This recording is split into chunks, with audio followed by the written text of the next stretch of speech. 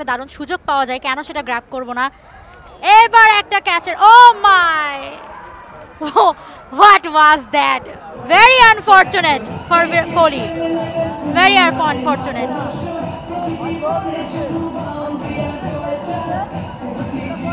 আরমান কোহলি তিনি হতাশ, খুব স্বাভাবিক, কেননা তার আসলে কোনো ভুল কিন্তু ছিল না। বোলার হাতে লেগে স্ট্যাম্পটা ভেঙে গেছে এবং তিনি খানিকটা বেরিয়ে এসেছিলেন সিঙ্গেল নেয়ার জন্য। আনফরচুনেট, একেবারেই আনফরচুনেট। একটা কোহলি সুলভ ইনিংস আমরা দেখছিলাম তার কাছ থেকে, তবে তাকে ফিরতে হচ্ছে। দেখেন বোলার আসলে ক্যাচ ধরার চেষ্টা করছিলেন, তবে তার হাতে টাচ করে বলটা স্ট্যাম্প ভেঙে দিয়েছে এবং আম্পায়ারও আসলে সেটাই আউট দিয়ে জানিয়ে দিলেন যে আসলে হাতে টাচ করে তারপর বলটা স্ট্যাম্পে আঘাত করেছে। কোহলির আসলে কিছু করার ছিল না, সে কারণেই তিনি একেবারে হতাশ। দুর্ভাগ্য তার জন্য, তাকে ফিরতে হচ্ছে।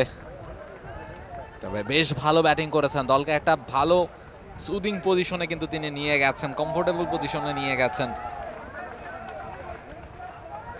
পরের ব্যাটাররা নিশ্চয়ই সেটাকে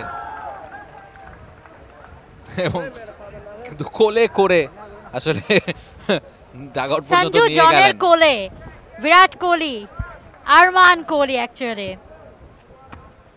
দৃশ্যটা কেমন লাগছে যে আপনার বসুন্ধরার স্পোর্টস সিটির মাঝে কোহলিকে কোলে তুলে নিয়ে আনন্দ উদযাপন হচ্ছে।